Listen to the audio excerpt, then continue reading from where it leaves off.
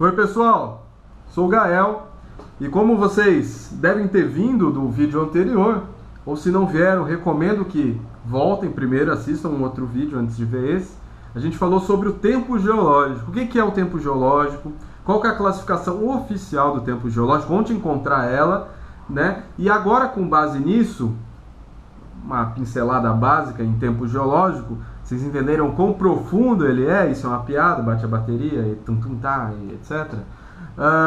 Agora a gente pode começar a falar um pouco da história da Terra. E não dá para começar a história da Terra sem começar do começo, que é a origem do universo.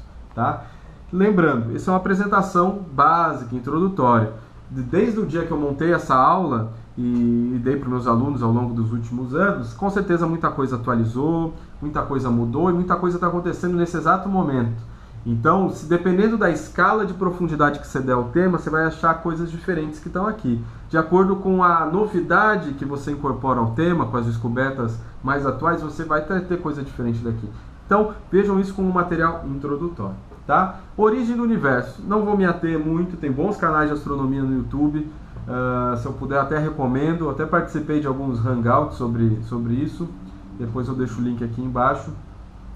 E o que a gente tem de ideia é que teve o ponto primordial, a expansão do universo a partir do Big Bang, 13,7 bilhões de anos. Vamos ser até o planeta Terra, então vamos passar meio rápido por isso e vamos chegar direto aonde nos interessa, a acreção. O que é a acreção? Bem, gente, não sei se vocês sabem, mas existe um bagulho muito louco no mundo, no planeta Terra e também fora dele, chamado gravidade, tá?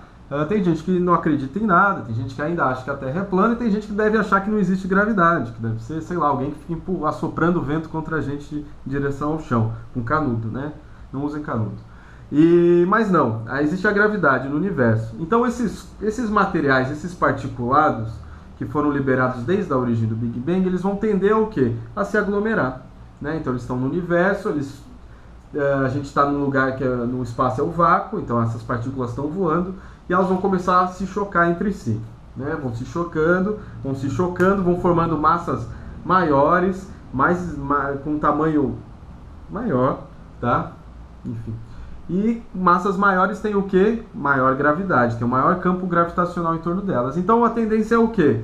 De partículas menores irem se juntando a corpos maiores e a gente tem um processo que se chama acreção, tá? Então a acreção que deu origem ao planeta Terra, imagina-se, pela informação que a gente tem, algo em torno de 4,6 bilhões de anos, 4,56, que são as datações das rochas mais antigas e do material de fora do planeta que pode ser correlato com a origem do planeta Terra, tá? Então, nesse processo de acreção, a gente tem a formação primeiro, vocês estão vendo aqui, de um planetesimal grande, e com isso com maior gravidade, que atrai mais corpinhos que chocam contra ele, e a gente tem a formação de protoplanetas homogêneos. Vocês estão vendo na imagem aí, uma bolotinha marronzinha, cinzinha, enfim, de acordo com o monitor de vocês, e que é produto desses impactos, tá? Impacto gera calor, impacto gera muito calor, gera fusão de materiais e pode causar o quê? Pode causar reações até de nucleares, né? Liberação de energia nuclear com esses impactos e tal. E com esse processo desse intenso calor e com esse derretimento dessas rochas que iam chocando loucamente no protoplaneta Terra, a gente tem a começar a separar um pouco, segregar os materiais, que aqui é o segundo quadrinho. A diferenciação começa com a separação dos materiais. Por quê? Imagina, com choque, alta temperatura, radiação, energia bombando, aquelas rochas sofrem. Se tu esquentar muito uma rocha, dependendo do mineral dela, ela sofre fusão. Então o que acontece é a fusão das rochas pelos impactos. E com esse material pastoso, líquido, fusionado, eles começam a se segregar. O que é mais pesado vai para um lado, o que é mais leve vai para o outro, e a gente começa a ter uma separação, a segregação química dos materiais, que leva a um planeta diferenciado ao longo de milhões de anos, que é o planeta Terra que a gente tem mais ou menos em mente hoje. O planeta Terra lá de trás, em 4,56 depois da acreção, era exatamente igual ao que tem agora? Não. Então a gente começa com um período,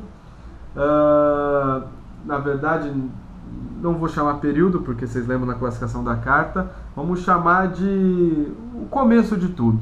Tu vê que a gente está lá no éon pré-cambriano e lá embaixo na base, se tu estiver olhando a carta cronoestratigráfica, vocês vão ver que tem um lugar chamado Adiano, que está justamente com os quadradinhos brancos embaixo, vocês estão vendo aí na imagem.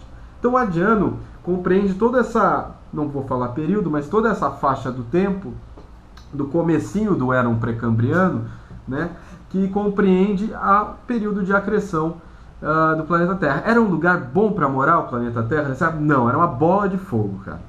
Era uma bola de fogo, era um planeta incandescente, formado pela fusão dessas rochas que impactavam no planeta e a diferenciação, ou seja, a fusão desse material e ele se diferenciando, até ter uma coisa mais parecida com o planeta Terra, como a gente conhece. Então a gente tinha um intenso impacto de corpos celestes, a ausência de uma atmosfera e água, se ficou com sede não dava para tomar água, era só fogo mesmo.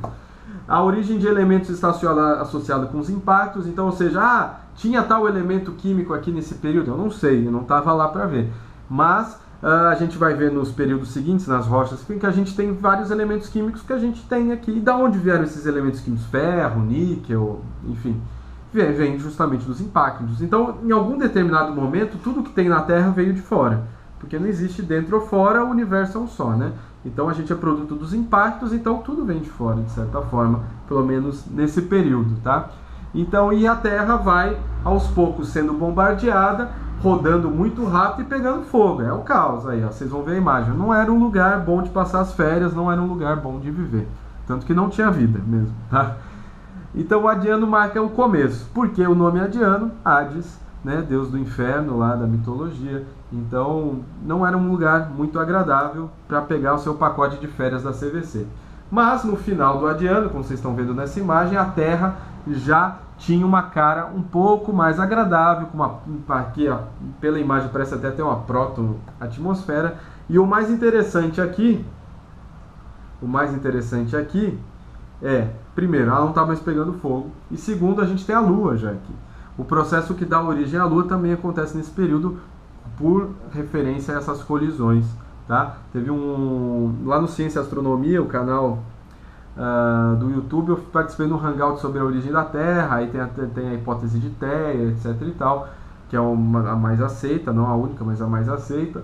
Então é legal vocês darem uma olhada nisso, porque é interessante, mas depois a gente fala disso também. Aqui o foco é outro, então a gente avança. Vamos avançando nos éons e passando o Adiano, passando o momento da Terra bola de fogo, a gente chega no Arqueano. O Arqueano vai de 4 bilhões de anos a 2,5 bilhões de anos, e a gente tem a consolidação do planeta Terra com uma coisa mais parecida com o que a gente tem hoje. A gente tem a configuração dos primeiros oceanos e das primeiras massas continentais. A gente chama massas continentais, que existem dessa época até os dias atuais, a gente tende a chamar de crátons. E depois eu vou falar um pouco da geologia do Brasil no final dessa série, e a gente vai entender um pouco melhor o que são os crátons, que são as porções dos corpos continentais que são mais antigas e mais estáveis, porque já sofreram muito e estão lá quietinhas e mais estáveis e desgastadas, porque tem muita história para contar. Tá? No Arqueano a gente começa a ter os primeiros sinais de vida. Tá? Em 3.8 a gente já tem 3.8 bilhões de anos, a gente já tem as primeiras indícios de bactérias nos oceanos. E em 3.5 a gente já tem produtos dessas colônias de bactérias, que são os estromatólitos, que a gente pode encontrar fóssil e também não fóssil até os dias atuais, e os bifes, que são as formações ferríferas bandadas, onde a gente encontra os principais depósitos de ferro que a gente tem no mundo, inclusive aqui no Brasil com os itabiritos, que é uma história à parte, mas tem um pouco a ver com isso, e enfim. Tá? Os bifes, que têm a ver com a atividade bacteriana nos oceanos, e também os estromatólitos, eles têm idade já a partir de 3,5 bilhões de anos. Então isso, principalmente a questão do ferro, ela já nos dá um estalo, né? E fala, pô, o ferro aparece estável como óxido de ferro. Óxido tem oxigênio, né? Sem nada de química muito complexa, mas por ser um óxido ele tem oxigênio. E isso já quer dizer que a gente já começa a ter um oxigênio rolando por aí. A gente está falando primeiro de oceanos, mas aos poucos, ao longo do Arqueano, a gente já começa a ter uma coisa, alguma questão de gases um pouco mais interessante para o desenvolvimento da vida. Tá? Então, isso dá origem ao quê? A uma ideia de uma atmosfera primitiva. tá? Que protege contra os impactos daquelas pequenas chuvinhas de meteoro que aconteciam. Aí, alguns exemplos, essas duas imagens são de bifes, a formação ferrífera bandada, é bife porque em inglês é Band-Aid Iron Formations, tá? Então, formação ferrífera bandada, lendo de trás para frente em português. Aqui do lado direito, esse avermelhado, é um exemplo clássico, então são rochas bandadas, no sentido coloquial da palavra, o pessoal de geologia leva na boa, e a gente tem intercalação de níveis mais ricos em quartzo e tal, e níveis ricos em ferro, tá? Então por isso que elas são formações ferríferas bandadas, tem bandas, tá? Aqui no Brasil a gente tem alguma coisa parecida com o Itabirito, aqui do lado esquerdo, só que a gente vê que ele não está horizontal como o vermelho, né? Ele está com uma dobra, isso a gente chama de dobra, então a gente tem um martelo no meio. Pessoal de geologia, parênteses, é sempre legal botar o martelo no canto, tá? Porque a foto é da dobra, enfim, mas está muito boa a foto, desculpa, não tem nem a fonte aqui da pessoa do Cristian, desculpa, cara, a foto está muito boa, se não fosse ela eu não poderia estar falando, obrigado. Inclusive, eu boto a fonte aqui se tiver, enfim. Mas, então a gente tem uma formação rica em ferro, com um certo bandamento residual, que a gente não consegue ver o original aqui, porque ela já sofreu um processo de metamorfismo, ou seja, ela sofreu uma espécie de dobramento, tá? Então, tem exemplo aqui, tem alguma coisa correlata, não é o exemplo clássico, não é o bife clássico de livro, de geologia, que é o vermelho aqui do lado direito, mas é alguma coisa parecida, tá? E aqui os estromatólitos. Para quem nunca viu um estromatólito, é isso, é uma colônia de bactérias com esse formato, né, parece um bojo assim, e ele é o resultado da construção, da bioconstrução dessas colônias de bactérias. E então, com 3,5 bilhões de anos, a gente já tem isso. Então essas bactérias já estavam aí fazendo a sua galera e trabalhando aí, tá? E aí tem uma foto, inclusive uma placa da Petrobras do Rio de Janeiro aí, destacando o local de interesse, né, dos estromatólitos. Então é legal que na placa já está escrito, evidências de vida primitiva, fazendo referência a isso aí, ao que a gente acabou de ver lá no Arqueano, tá? E aí vocês vão lembrar que a gente estava falando de Arqueano, e o Arqueano ele está no que a gente chama de pré-cambriano, né? E o pré-cambriano, ele justamente vai chegar no que a gente chama na grande mudança, no grande pulo da vida no planeta Terra. Então, quando a gente termina o Arqueano, a gente tem uma paisagem aqui pelo site da BBC, lógico, não é o planeta inteiro assim, mas uma imagem significativa, ali os estromatólitos na beira da água, a gente tem alguns geysers, algum material vulcânico aqui na água, na parte mais costeira, mas também tem os vulcões mandando cinzas e mandando CO2 para a atmosfera, que vai ser fundamental também para que a gente tenha vida, a própria efeito estufa, né? E aí, com isso, a gente avança para o Proterozoico, a última parte do que a gente chama de pré-cambriano, tá? O Proterozoico a gente vai de 2,5 milhões de anos até meio bilhões de anos, então 2,5 bilhões de anos até 540 milhões de anos, e a gente aqui começa a ter coisas bem interessantes. Enquanto no Adiano e no Arqueano a gente não tem tanto dado quanto a gente gostaria, claro que tem, mas a partir do Proterozoico em diante a gente começa a ter muito mais informação, e por isso fica muito mais fácil de montar a nossa ideia de como era o planeta, como era o quebra-cabeça desse planeta, tá? Os continentes e a crosta tem movimento, então o que a gente chama de deriva continental, que é o movimento das placas tectônicas dos continentes, a gente já tem evidências aí no Proterozoico. A gente tem a configuração dos primeiros supercontinentes, porque vocês sabem, vocês estão aqui, vocês têm que saber que os continentes nunca foram exatamente desse jeito. Então eu estou aqui no Brasil, o Brasil nunca teve aqui, né, nesse exato ponto, os continentes não estavam aqui desse mesmo jeito ao longo de toda a história do planeta. Então os primeiros supercontinentes, que são o que a gente chama quando tem aglutinação de vários continentes atuais, ou de pedaços dele, a gente já tem os primeiros supercontinentes aí no Proterozoico. Então, juntando as peças desse grande quebra-cabeça mundial, o pessoal, um cientista daqui, outro dali e tal, vai juntando e vai dizendo, opa, isso aqui se encaixava. Isso se encaixando, a gente tem uma ideia de o que é um supercontinente, tá? A gente tem orogenia. Orogenia é o processo que faz o metamorfismo. Então a gente lembra do Itabirito lá atrás. O Itabirito é uma rocha que sofreu metamorfismo e por isso tem aquelas dobras, tem uma foliação específica. E tendo isso em mente, a gente pode já pensar nos processos de metamorfismo já rolando no Proterozoico, tá? Por quê? Porque está diretamente relacionado com a tectônica, está diretamente relacionado com o movimento das placas da deriva continental, tá? E aqui a gente já começa a ter uma vida um pouquinho mais animada, né? Ainda não é uma festa da vida, não é uma coisa nossa, que demais, mas a gente já tem alguns animais do reino protista, os acritárquicos, os dinoflagelados e os eucariontes multicelulares. Então a gente já começa a ter vida, tá? A gente já começa a ter organismos um pouco mais elaborados em relação ao que a gente tinha ali no Arqueano, tá? Mas aí a partir do Cambriano, que é a próxima etapa, a gente vai começar a ver coisas mais interessantes, tá? Mais interessante daqui em termos de vida, fauna de Ediacara, na Austrália, né? A fauna de Ediacara era uma coisa muito legal. Ela era todo um contexto. Então lá na Austrália se encontrou algumas sequências de rocha em que a gente viu não só um animal específico, não só mas assim um conjunto, uma fauna inteira de uma mesma idade ali colocada no Proterozoico.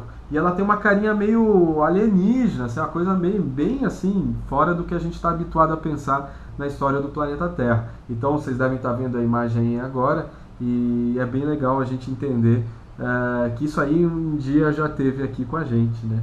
Então é bem interessante.